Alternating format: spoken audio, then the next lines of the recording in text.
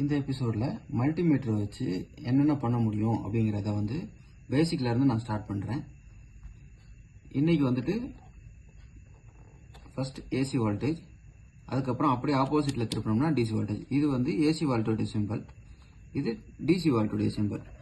இது எப்பவுமே கரெக்டா புரிஞ்சுக்கோங்க. ஏசிங்கிறது வெளியில நம்ம டிரான்ஸ்ஃபார்மர்ல இருந்து வீட்டுக்கு கொடுக்கப்படுற கரண்ட் சப்ளை. அதே இது டிசி வோல்டேஜ்ங்கிறது நார்மல் நம்ம பேட்டரிஸ்ல இருந்து ஒரு டிவைஸ்க்குள்ள வர்ற பவர் சப்ளையோடைய வேல்யூ. அதுதான் ஏசி டிசி. ஏசினா ஆல்டர்னேட் கரண்ட், டிசினா டைரக்ட் கரண்ட். இதை பத்தி ஜாஸ்தி இப்போ பார்க்க வேண்டாம், கண்டினியூ போவோம். இப்போ ஒரு மல்டிமீட்டரை பிகினிங், ஒரு எதுவுமே தெரியாது ஏன்னா பிகினர் அப்படின்றவங்களுக்கு இங்க இருந்து ஸ்டார்ட் பண்ணலாம். ஒரு பிகினர் லெவல் ஃபர்ஸ்ட் இதை ப்ராப் அப்படின்னு சொல்லுவோம்.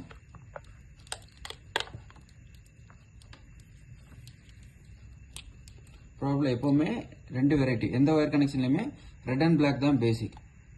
Red phase and black for neutral. இப்படி தான் சிங்கிள் ஃபேஸ்ல எல்லா இடத்துலயும் சப்ளை இருக்கும். ரெட் இந்த சிம்பிள்ஸ் எல்லாமே இருக்குது பாருங்க, மொத்தம் 3 இருக்கும் அவுட்புட் எப்பவுமே. பிளாக் சிஓஎம்னு போட்டிருக்க இடத்துல போடணும். COM stands for common. காமன்றது நியூட்ரலை குறிக்கும். இந்த வோல்டேஜ் ஓம்ஸ், இது ஓமுடைய சிம்பிள். ஓம்ஸ்னா என்னன்னு அடுத்த இதுல பார்ப்போம், அடுத்த எபிசோட்ல ஒவ்வொன்றா பார்க்கலாம். இதுல இந்த ரெட்டை போடணும்.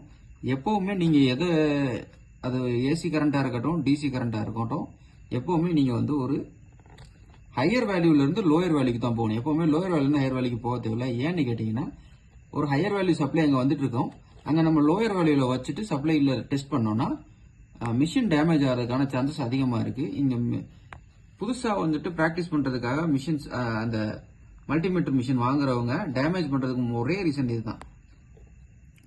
லோயர் வேல்யூல வச்சு ஹையர் வேல்யூடைய சப்ளை எடுப்பாங்க. இன்னைக்கு இந்த ஏசி கரண்ட்ல நம்ம வீட்டுக்கு வர்ற ஒரு ரெகுலர் 240 வாட் கரண்ட்டை எப்படி மெஷர் பண்றது காட்டுறேன். பிளக் பாயிண்ட்டுக்குள்ள நான் பவர் சப்ளை ப்ராப்ஸை வைக்கிறேன். 217, 215, 218 அந்த ரேஞ்சில் வேரியேஷன் காட்டுது. இது என்ன, ஆல்ரெடி ஒரு அவுட்புட்ல இருந்து இன்னொரு அவுட்புட் எடுக்கிறதுனால கொஞ்சம் பவர் கம்மியா இருக்கு. இதே மெயின் பிளக்ல எடுத்திருந்தோம்னா 220 வரைக்கும் வர்றதுக்கு சான்சஸ் உண்டு.